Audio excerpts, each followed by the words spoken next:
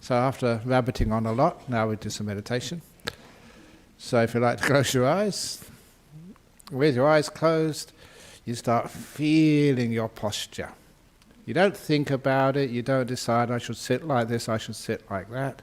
You feel it, experience it, to find out whether it's correct or not.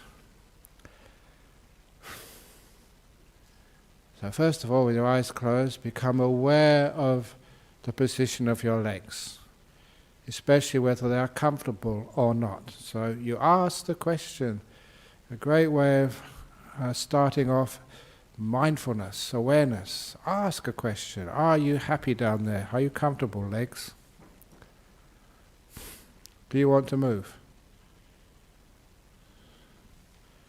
That straight away brings up awareness of the feelings in your legs. So it can tell you whether you need to adjust your legs. To push them forward, to push them back, separate them, whatever. So that your legs are comfortable. And then once your legs are comfortable, then you ask your bottom. Bottom, do you need to be adjusted? How do you feel down there? When you arouse mindfulness, you get feedback, and the feedback tells you whether you need to move or not. If you do move, you still get the feedback to say whether it's better or worse.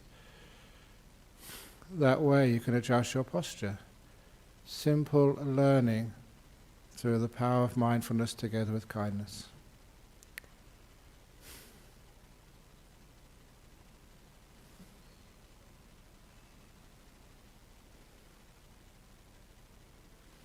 And then you ask your back. Back, do you need to be adjusted? Sometimes I like to keep my back nice and taut, stretch it out. Sometimes just let it become loose. I find the best posture for my back by experimenting, always being aware, and finding the best position for my back today. It's not always the same.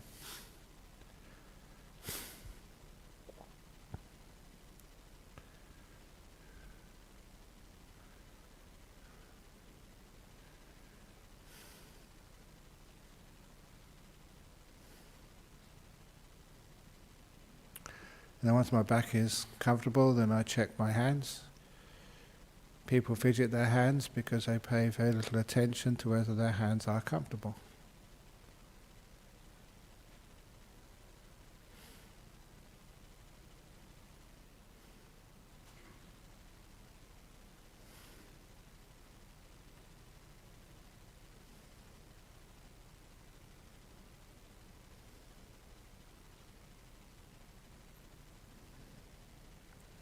When your hands are comfortable, then check your shoulders to make sure they're not too tight, they're nice and loose.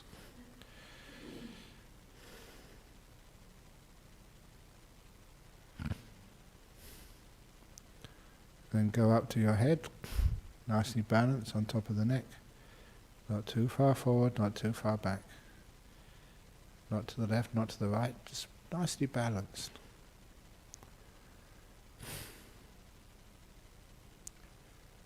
And then, as you've heard me do before many times, I check the muscles around my eyes. Because if I am stressed, if I am tired, if I'm anxious, those muscles are in a different configuration. That's why you can read people's emotions from their face. So I'm aware of those muscles, mindful of them, and then I relax them. Once you are aware, it's not that hard to let go. Because you get feedback. If I am stressing, they get tighter. If I let go, they get looser. Until the muscles in my face become so at ease, so loose.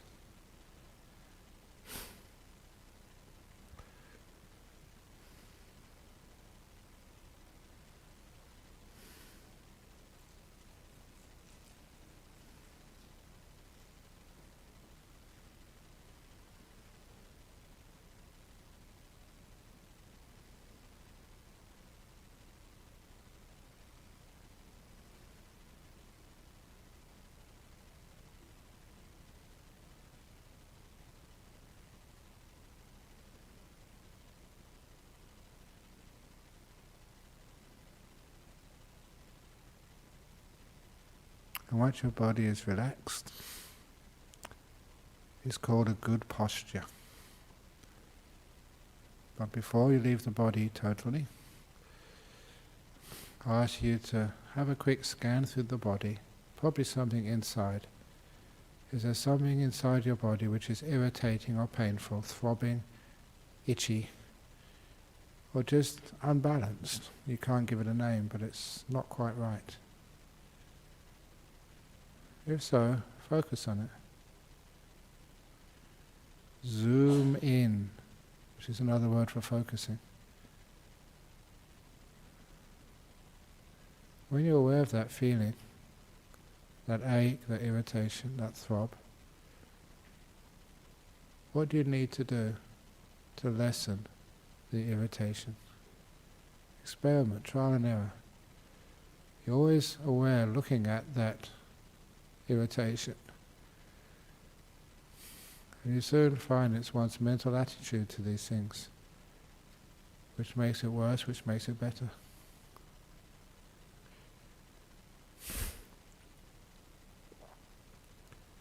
Kindness, embracing, letting it be. You feel the result of that attitude. Things relax, open up, ease off.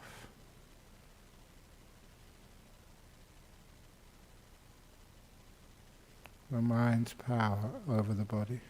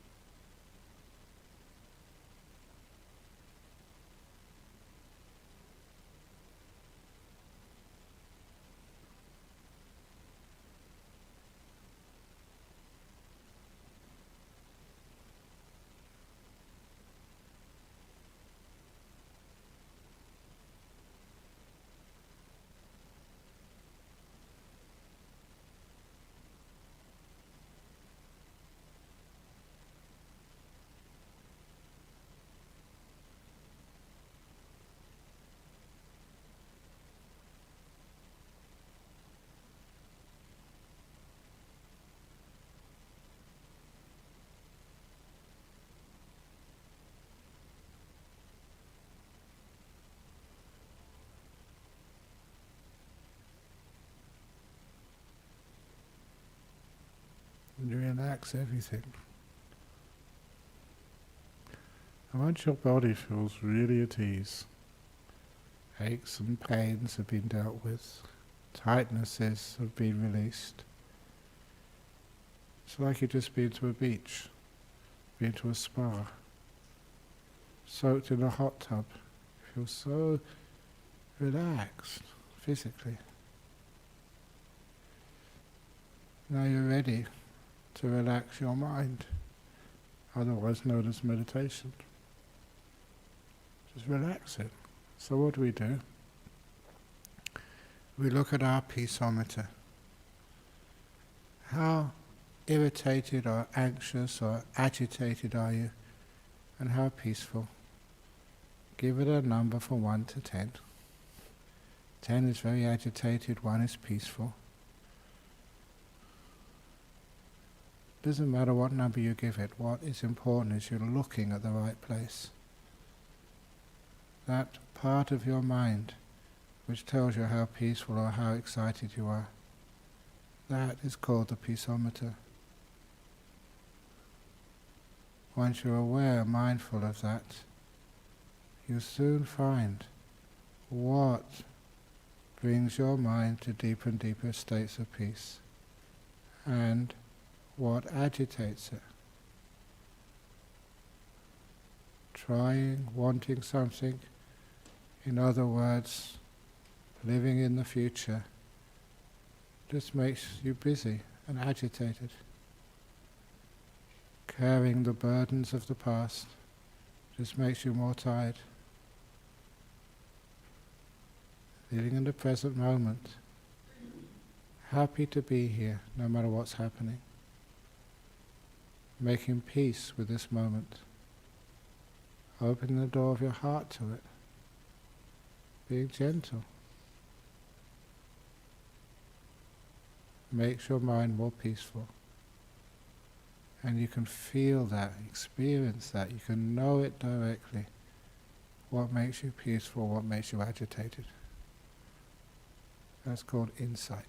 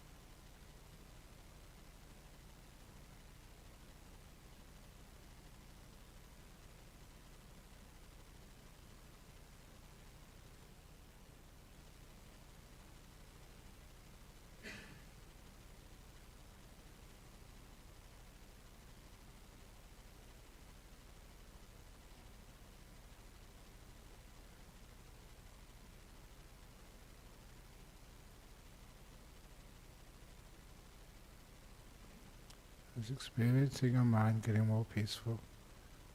If you get lost in a running commentary on what's happening, then again you're living in the past, describing what just happened. Shh. Listen rather than talking inside. And the peaceometer goes down to 1.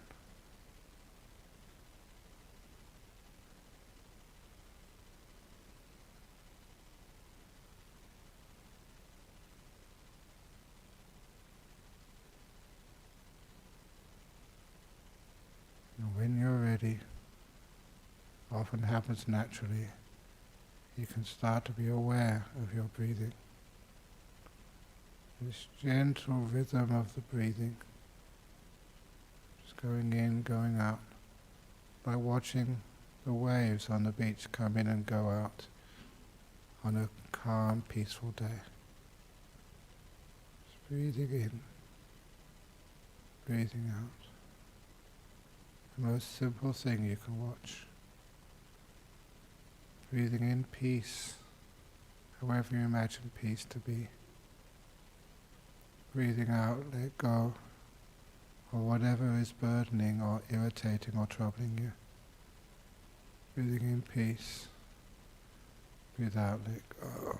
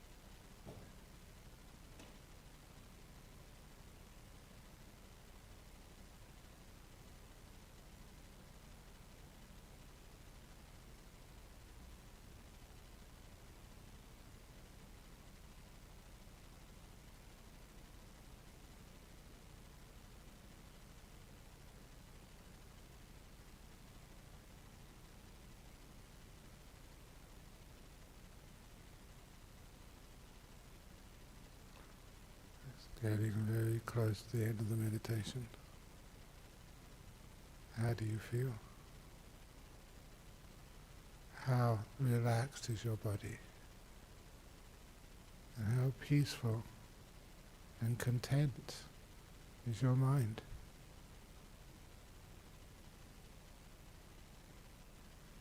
And why? What worked?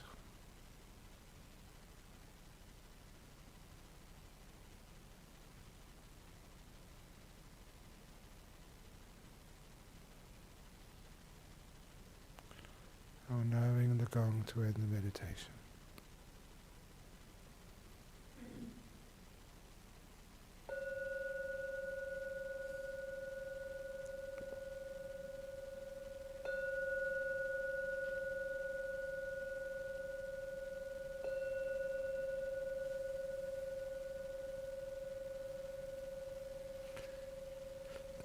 Excellent.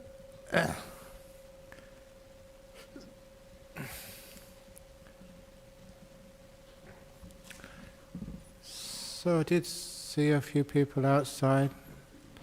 So can we ask everyone to move up a bit closer, please, so that those in the back can get in? And those in the front can be closer to the source of power.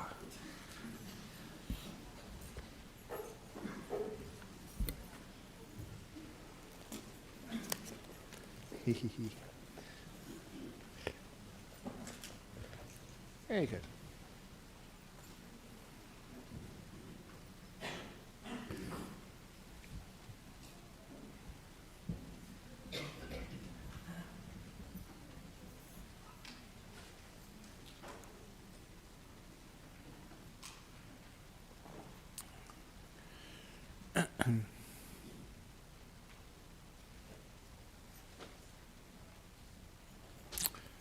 Okay, most people are getting their seats now.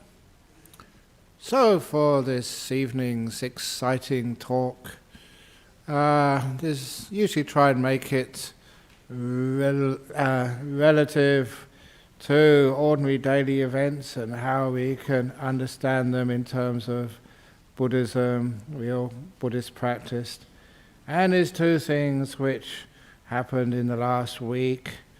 And one, I got an email from somebody, a study from Brahm University, about the dangers of meditation, the downside of mindfulness practice. And also at the same time, you all know a couple of days ago there was a terrorist attack in Manchester. Now I'm going to connect the two together. So this is interesting. How can you actually do this? But, you start off with some of the Buddhist ideals. Why is it that Buddhists don't have terrorists? Are we missing out on modern life? And the answer, to start off the answer, this little quote which I cut out from a newspaper a long time ago, which I read out at Parliament House. We had a Wesak celebration in Federal Parliament on the 10th of May, and I read this out to the Pollies. There wasn't many there, but Richard Di Natale was there from the Greens, and so nice to see him there for celebrating Wesak Day in Federal Parliament in Canberra. Anyway, this is what I read out. It's a cutout from Letters to the Editor of the Sydney Morning